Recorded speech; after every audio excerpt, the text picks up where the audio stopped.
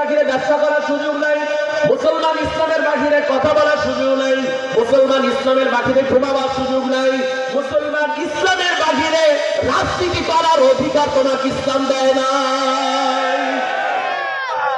রাজনীতি করার অধিকার ইসলাম তোমাকে দেয় নাই। তোমাকে রাজনীতি করতে ইসলাম অনুযায়ী করতে হবে যদি মুসলমান দাবি করো, যদি মুসলমান দাবি করো। কাজের জন্য জমা হলো কবরে যাওয়ার পর চিন্তা প্রশ্ন, মান রব্বুকা ওয়া মা দীনুকা ওয়া মান নাবিয়ুকা।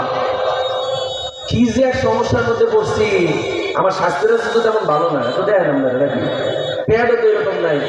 প্রথম অনেকের কাছ থেকে শুনছি, ফেসবুকের কমেন্টেও দেখছি যে ছোট মানুষ, বাচ্চা মানুষ, আর কি কোনো লোক ছিল না? ফেসবুক বহুত কমেন্ট দেখেছি যে আর কি কোনো লোক ছিল না ইসলামী আন্দোলনে। আরে এখন দেখি সেই ছোট মানুষটার জন্য অনেকের ঘুম নষ্ট হয়ে গেছে। আরে ভাই, ছোট মানুষের সাথে লড়ো না, এই ছোট মানুষের সাথে লড়ো।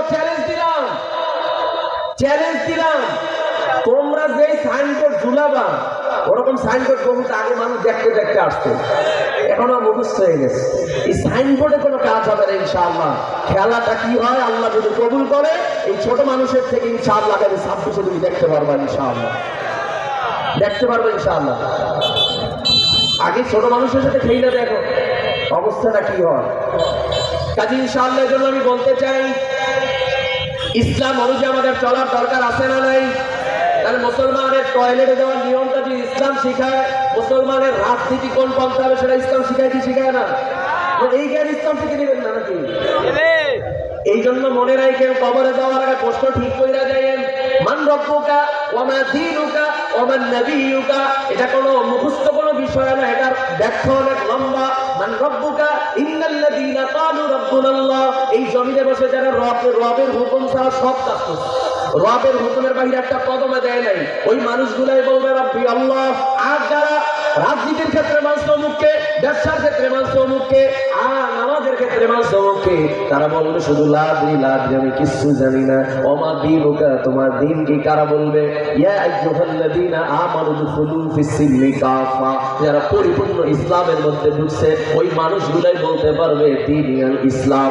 ওমা নাবিয়ুকা, তোমার নবীকে কারা বলতে পারবে?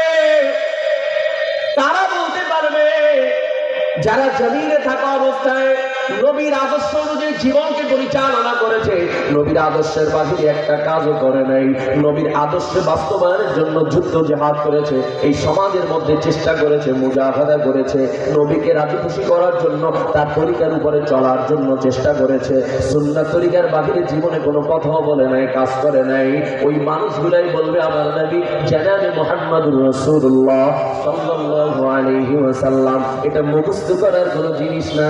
আজকে অনেকেই বলে হুজুর কবরের কথা কন, উপরের কথা কইয়েন, নাহলে ব্যবসা লস হয়ে যাবে। আরে ভাই, মাটির নিচে যদি ভালো থাকতে হয়, মাটির উপরে ভালো কাজ করার দরকার আছে না নাই? কাজের জন্য আমি আপনাদেরকে বলতে চাই, কোনো ধোঁকায় করবেন না। ওরা এখন লাইগে গেছে, এই এতদিন যারা বলছে এখন পুরো লাইগে গেছে, আমাদের তার অনুযায়ী নিষেধ করে, আমাদের বয়ান শুনতে নিষেধ করে। এদের কাছ থেকে শুনবেন না, এরা ধর্ম ব্যবসা করে। ধর্ম ব্যবসা কারে কয়? আর ধর্ম অনুকরণ কাকে বলে?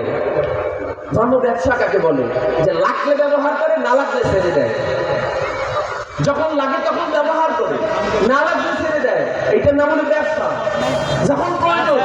আর ধর্মকে অনুকরণ করে কারা? যারা বুঝ আসার পর থেকে নবীর তরিকার উপর তার জীবনকে পরিচালনা করেছে, আল্লাহর হুকুমের উপর তার জীবনকে পরিচালনা করেছে, সারাটা জীবন একভাবেই চলে, তার সুরাতের পরিবর্তন করে না, একে বলে ধর্মকে অনুকরণ করা। আমরা ধর্মকে ব্যবসা করি না, বরং ধর্ম নিয়ে চলার চেষ্টা করি, ধর্মকে অনুকরণ করে চলার চেষ্টা করি, ধর্ম নিয়েই আমরা কবরে যাওয়ার জন্যই এই মুজাহাদা করি।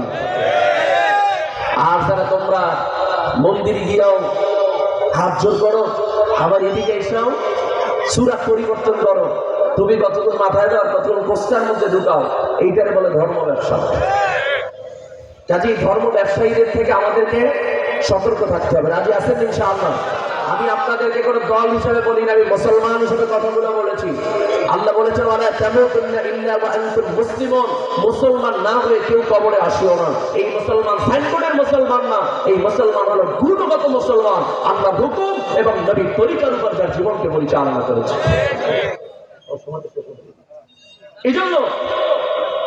এজন্য আমি বলতে চাই নবী আলাইহিস সালাতু ওয়াস সালাম বিদায় হজের ভাষণে কি বলেছিলেন? তারাক্তু ফীকুম আমরাইন লান তাদিল্লু মা তামাসসাকতুম বিহিমা কিতাবাল্লাহ ওয়া সুন্নাত রাসূলি আও কামা ক্বালা an-নবী আলাইহিস সালাতু ওয়াস সালাম। নবীজি বলেন, উম্মত ও সাহাবীরা শোনো, দুইটা বস্তু তোমাদের মাঝে রেখে গেলাম, মজবুত করে ধরে রাখো। খবরদার কখনো ছাড়বা না, মজবুত করে ধরে রাখো। গুমরাহি হবে না, পথভ্রষ্ট হবে না। সিরাতাল মুস্তাকিমের রাস্তায় চলে জান্নাতে যাওয়া তোমার জন্য সহজ হয়ে যাবে। তাহলে আমার জীবনটাকে যদি সুন্দর করে সাজাতে চাই, আমি যদি স্থায়ীভাবে জান্নাতের বাসিন্দা হতে চাই, জান্নাতের পথে চলতে চাই, কোরআন সুন্নাহ অনুযায়ী জীবন চালাইবার দরকার আছে না নাই? জোরে বলেন। এই জন্য স্লোগান পরিবর্তন করেন, কোরআন সুন্নাহর আলো ঘরে ঘরে জ্বলো। স্লোগান চেঞ্জ করতে হবে, কোরআন সুন্নাহর আলো সব জায়গায় জ্বালো। ঠিক কিনা? জোরে বলেন। টয়লেটেও সুন্নাহ লাগবে, সংসদেও সুন্নাহর দরকার আছে না নাই? জোরে বলেন। শুধু ঘরে জ্বালালে হবে না, সব জায়গায় ইসলামের আলো, কোরআন সুন্নাহর আলো জ্বালাইবার জন্য রাজি আছি না নাই? জোরে বলেন। কারা কারা রাজি আছে? হাত তুলে আমার আল্লাহকে দেখা দেয়। নারে তাকবীর, নারে তাকবীর। আল্লাহ আমাদের সবাইকে কবুল করেন, সকলে বলি আমিন। ইনশাআল্লাহ দোয়া চাচ্ছি আল্লাহ যেন হকের